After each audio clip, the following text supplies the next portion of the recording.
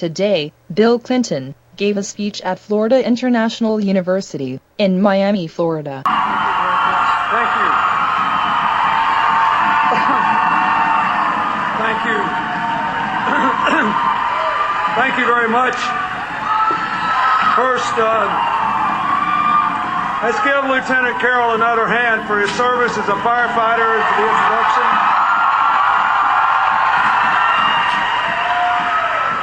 I want to thank all the people who performed and spoke before me, because they all represent something good about America and something that I think President Obama has tried to support. Our veteran, Danny Lee Adams, Father Aguilar, Thomas DeMedici, the FIU campus coordinator, the neighborhood team leaders, all these people represent the idea of citizenship and service. I want to thank Joe Garcia for being here, a congressional candidate in 2016. All the other elected officials, the Obama campaign volunteers, the students, the faculty, the staff, and the president, President Rosenberg of FIU. We're glad to be here. This school, 50,000 strong,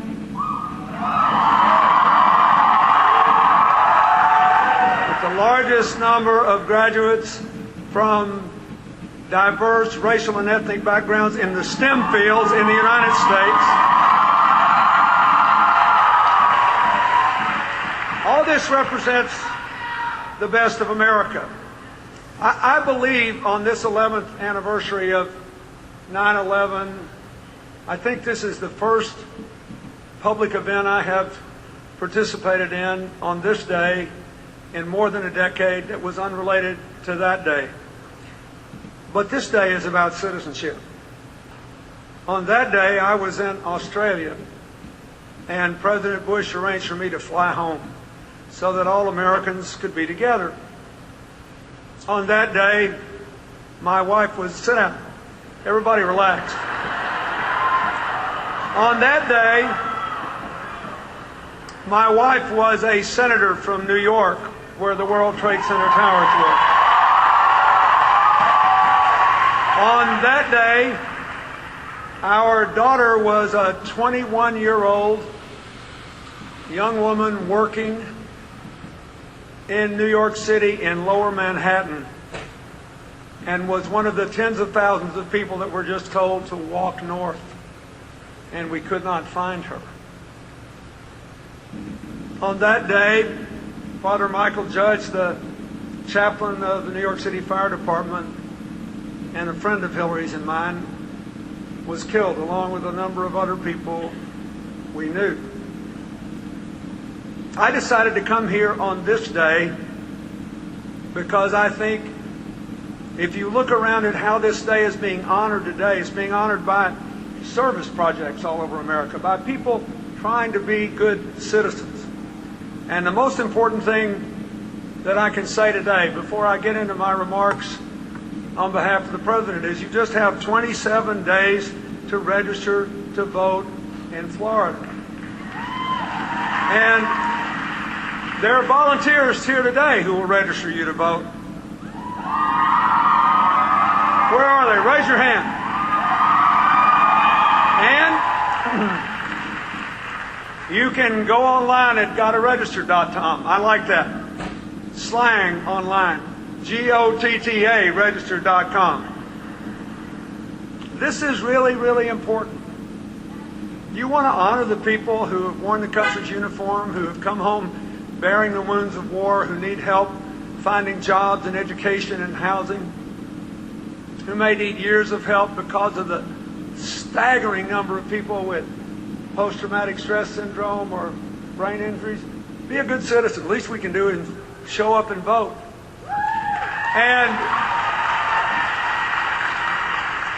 when people try to discourage you from voting, which is happening in a lot of these voter changes all over America, it should redouble your determination to vote.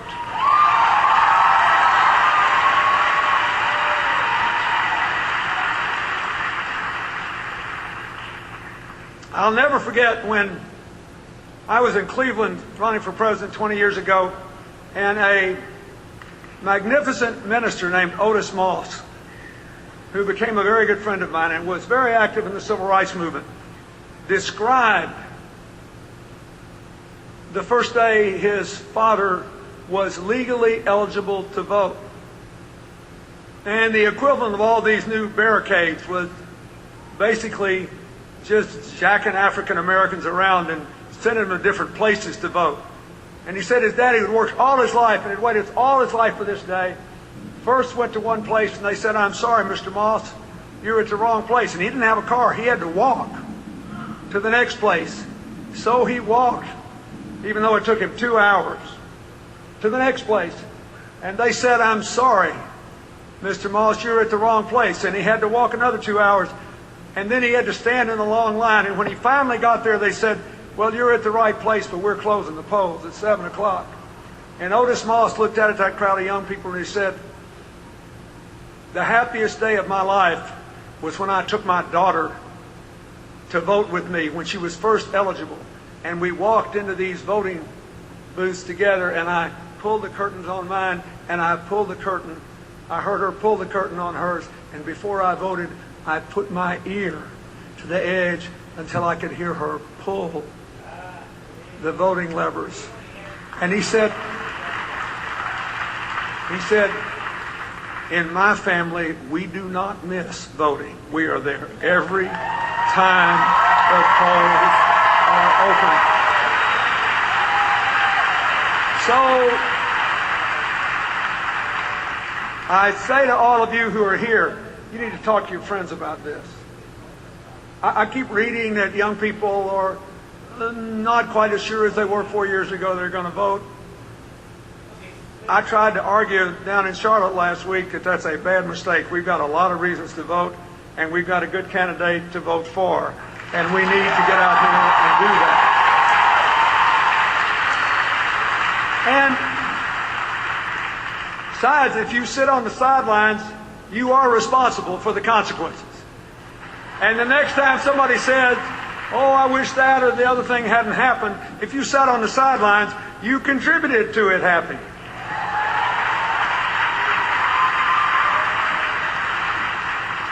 The whole purpose of a university is to empower people to live their dreams. Your president was telling me before we came in about the magnificent progress of FIU and what you were going to do in the next 10 years and how important the Pell Grants were and how important the loans are and how important the support program is.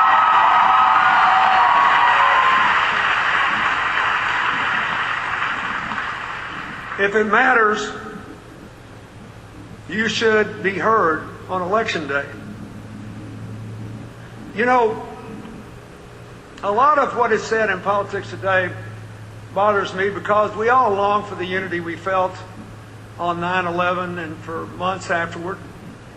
And we know that to some extent that level of unity can't be maintained because we do have honest disagreements and we need to have honest debates.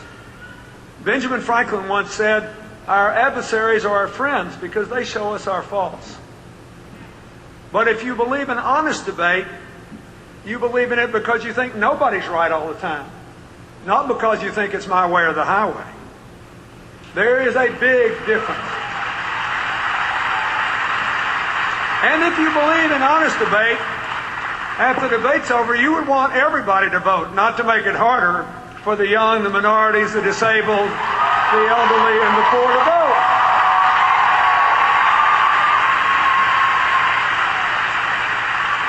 So,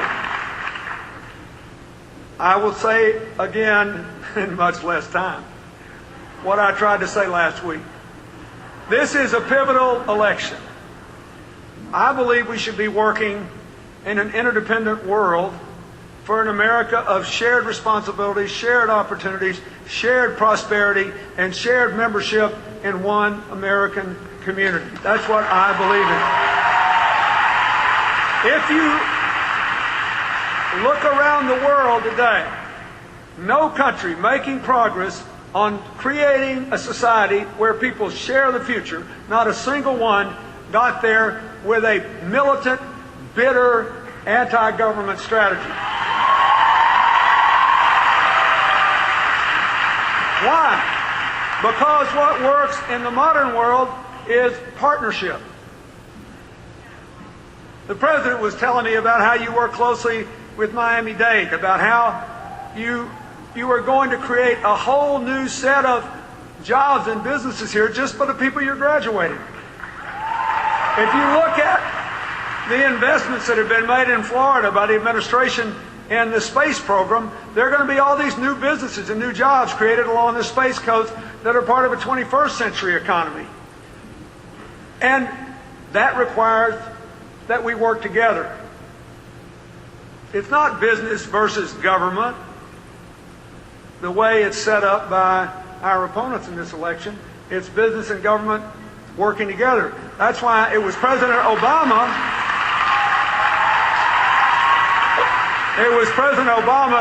who restored the cuts in the Small Business Administration program to make loans to small businesses and to put America on the side of small business again. That's why it was President Obama who gave literally dozens of tax cuts to America's small businesses, and because he believes that we have to do this together. Now, let me just talk a little bit about the economy. The other night, I said the Republican case against the president was, we left him a mess, he didn't fix it all, fire him, put us back in. His case is, well, I stopped the slide into depression. I laid the foundation for the long road to recovery, and we've begun it. And we've got the building blocks of a modern, new, different economy.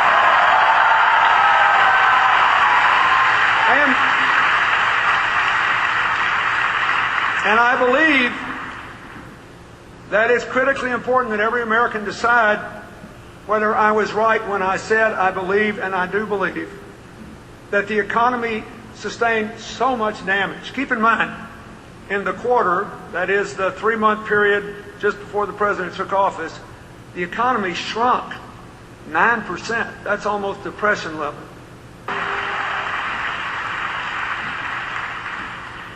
And the health care bill was a good thing for the American economy. For the American economy. And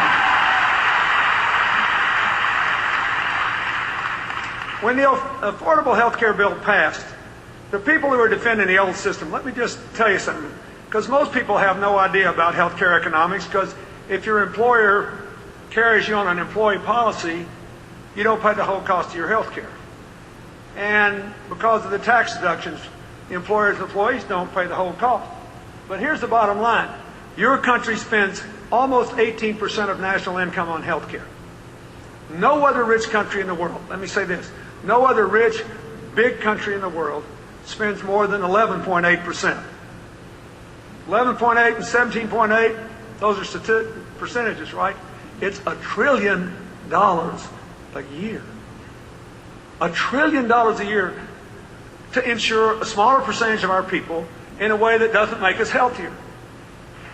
If you want to compete, you should want us to spend more or less the same percentage of the rich countries like Germany, France, and others that have the best healthcare systems in the country based on overall results. Now, we've got good healthcare if you can afford it. Don't misunderstand me. I'm Exhibit A.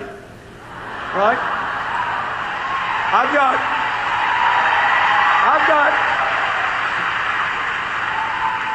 got more scars on my body than the guy that's been in a tiger fight. I know about this. But if you look at the overall health of the American population, it is impossible to avoid the conclusion that we are not spending our money in the most effective way.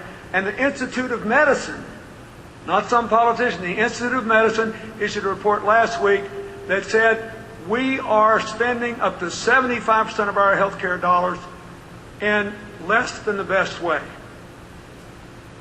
Now, so what did it do? And they say they're going to repeal all this. So let me just walk you through this and it's really important in Florida for the young and the not so young. Since the health care bill passed, more than 1 million people in Florida have gotten rebates of more than $123 million because the law requires insurance companies to spend 80 to 85% of your insurance premium on health care, not on profits or promotion, so you've already got $100 million in rebates back.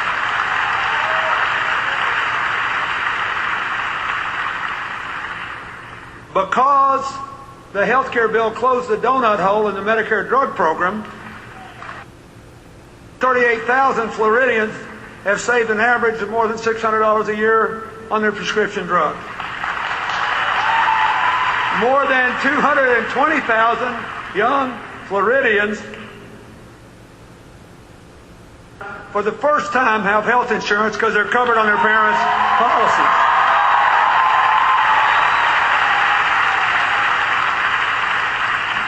And now, insurance companies will no longer be able to deny coverage to 960,000 Florida children because they have pre-existing conditions.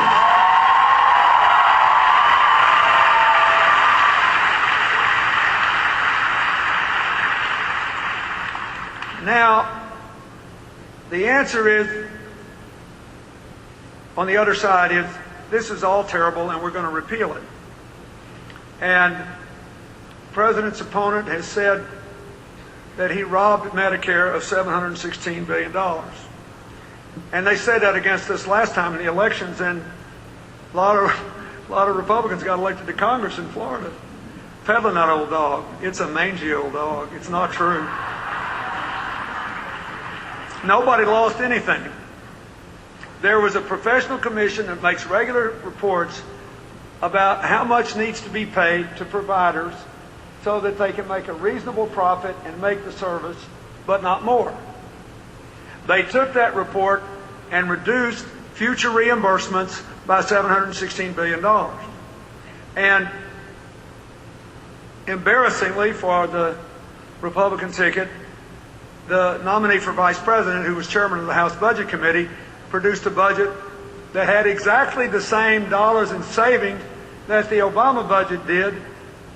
And that was true 2010 when they were advertising against them. Now, as I said in Charlotte, you got to hand it to them. It takes real brass to attack people for doing what you did. You got to give it to them.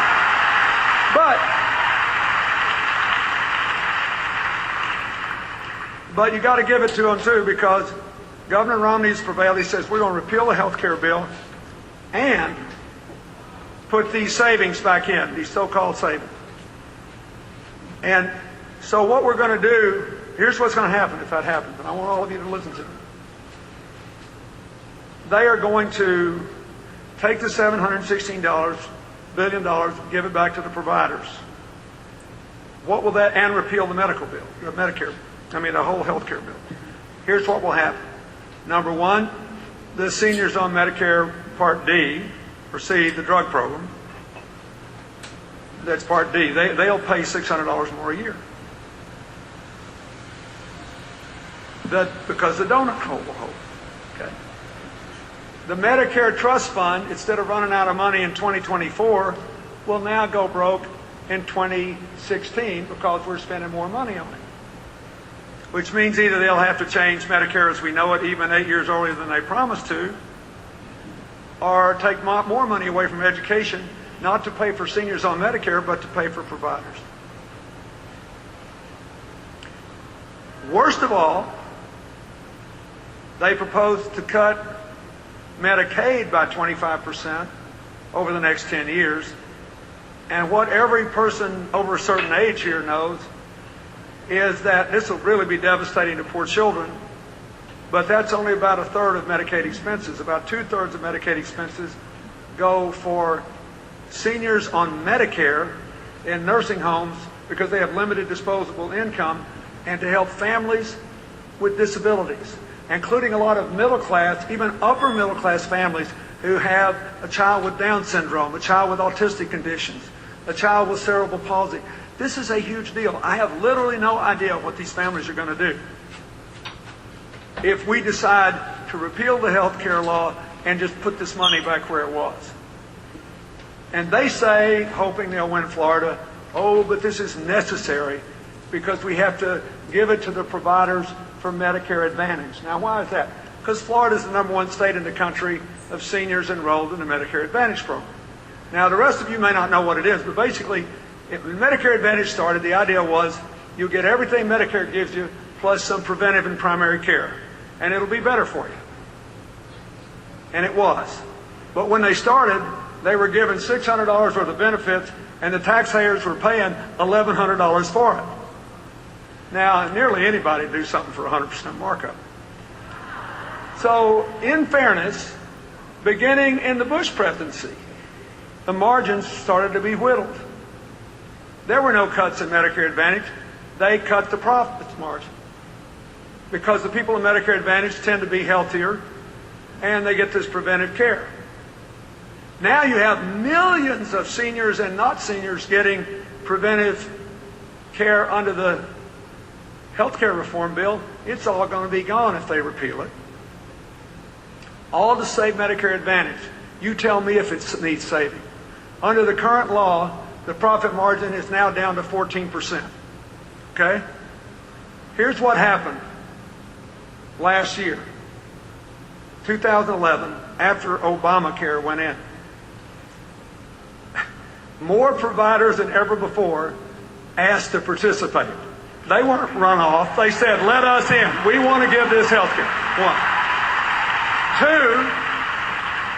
17% more seniors got into the Medicare Advantage program. 3, the price of being in it dropped 16%. So, if President Obama's goal was to destroy Medicare Advantage, he did a poor job. He didn't weaken Medicare, he strengthened it. He didn't weaken Medicare Advantage, he strengthened it. But if you repeal the health care law and you repeal these savings, you are going to weaken Medicare Advantage, you are going to weaken Medicare, it is going to run out of money quicker, you are going to really weaken the senior drug program. Those are the facts. That's the arithmetic. And it is...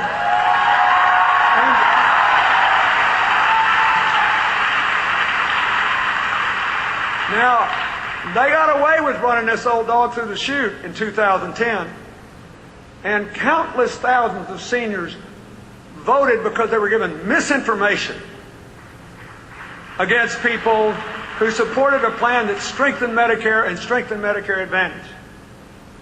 So I'm talking about it everywhere because the first time they did that, it was their fault. If we let it happen again, it is our fault, and we should not do it. So, now, let me just say one other thing, because we're on a campus. They also want to repeal the student loan bill. Now, let me explain to all of you. The student loan program, federal student loan program, used to basically involve you qualify for a student loan, you go down to the local bank, you get your loan at a certain interest rate. The government gives a 90% guarantee to the bank. So if you don't repay it back, they'll cover 90% of the loss. The new student loan program, which is a national version of something I did on an experimental basis, works like this. The government sets aside its own loan reserve and makes the loans directly, which means they can make them for lower interest rates. But so it'll be cheaper for you to repay. But far more important, starting in 2013, every student who borrows money under the federal student loan law, however much you borrow, will be able to pay that loan back for up to 20 years at a small, fixed percentage of your income. Now, furthermore,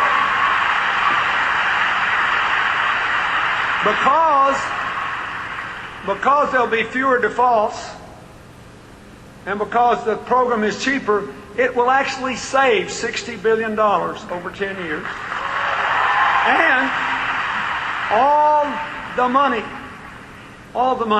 was put back into raising the Pell Grants and protecting the tax credits to pay for people to go to college. Now, I personally believe upping the Pell Grants and making it possible for every person to pay that loan back as a limited percentage of your income means two things. It means, number one, you'll never have to drop out of college because you think you can't repay your loans, because you know that your loan obligation, however much you owe, is going to be fixed by your salary.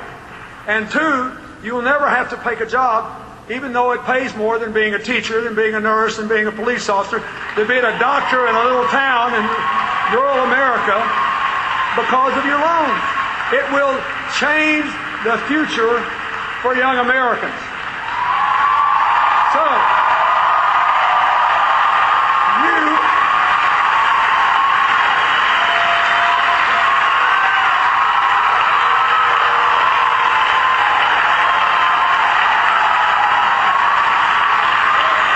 thank you. So here's what you have to decide. You got to decide whether you believe in this or not. You have to decide whether it's a better path to the future to send more kids to college, more kids to community college, have the government and the business community and the education sector work together to create the jobs of tomorrow, or not. You have to decide whether it would be a good thing if we had the world's best health system and it was competitive with all these other countries in terms of how much it costs. You have to decide whether you think it's a good thing that the government imposed responsibilities and restructured the auto industry, and there are now 250,000 more people working in the car business than before. You have to decide whether you believe that this 500,000 new manufacturing jobs we've got since the bottom of the recession is just some sort of accident that'll go away, or you like it that we're making things in America again and you want to see more of it.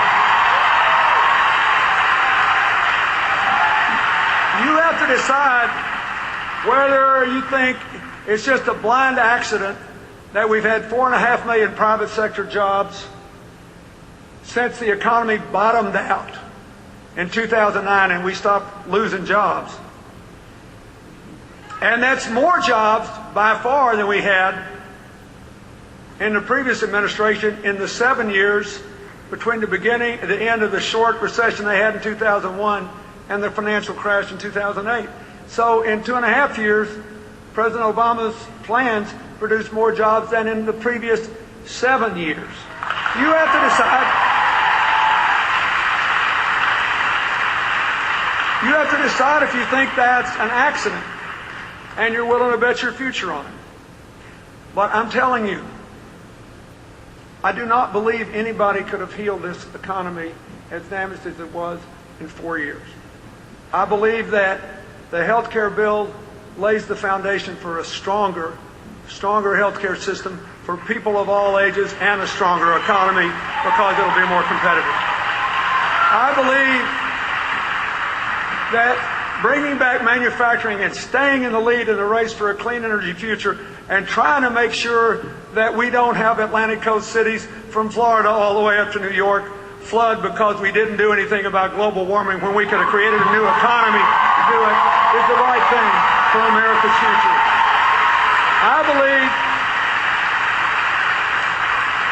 I believe reversing America's slide down to 16th in the world in the percentage of people with college degrees and building up places like FIU, which are training people in science and technology and engineering and mathematics, is the right thing for America's future. People ask me from time to time, I was in an interview today and this guy said, "What are you most proud of?" And I said, "Well, about when I served." I said, "I'm glad we had more jobs. But the most stunning statistic is that we moved 100 times as many people out of poverty into the middle class as in the previous 12 years. Why? Because that means the American dream is alive and well. And I'm telling you, I believe with all my heart that a society that basically says you're on your own is never going to be as successful in a highly competitive, interdependent world as a society that says we don't have a person to waste. We're all in this together.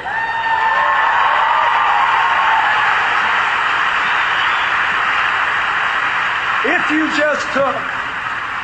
you just took a cold-blooded view of just what's in it for me, just what's in it for me, every young person here, you just remember this. Every kid that drops out of school, every kid that shows up too hungry to learn because they're malnourished, every kid that can't cope with all the economic problems at home and is 50 pounds overweight and is more likely to die an early death, every kid that drops out of college. That's a constraint on America's growth. It will compromise your future. Forget, if you don't care about them, it would compromise your future. And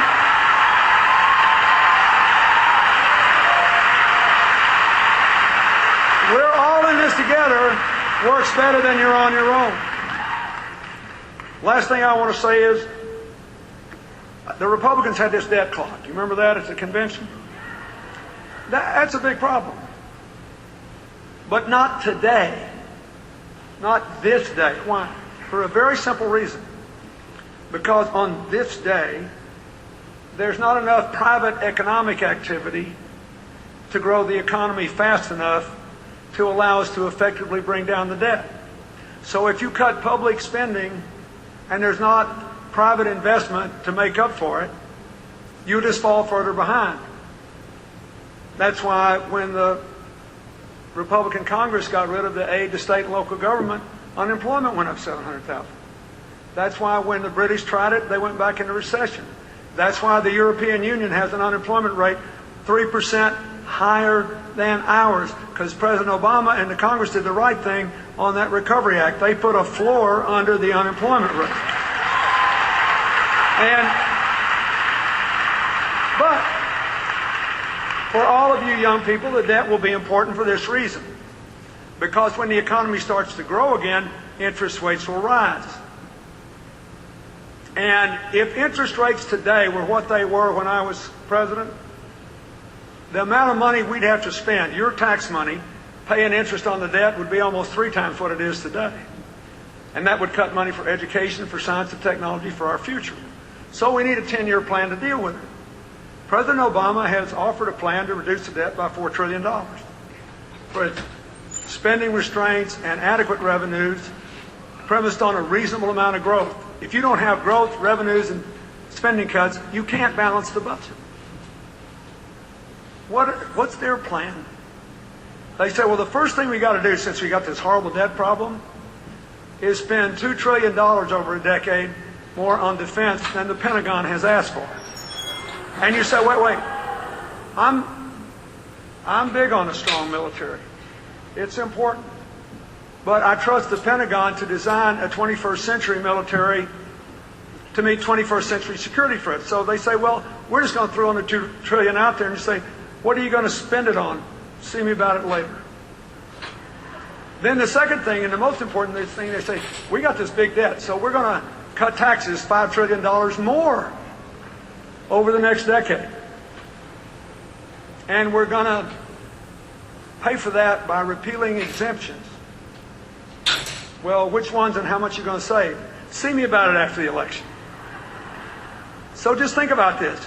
If you had an arithmetic problem to solve and you wanted to get from negative to 0, would your first move be to add -7?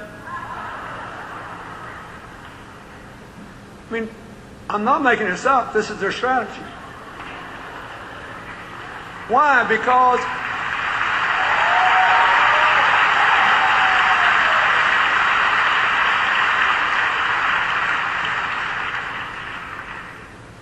I'm saying this because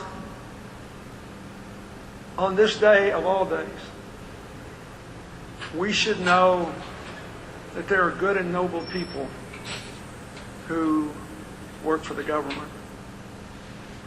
I remember when the Oklahoma City bombing occurred, which before 9/11 was the biggest terrorist incident in United States history. And a man who had been on my Secret Service detail had transferred there because he thought it'd be a great place to raise his children. And he was killed that day, along with other people.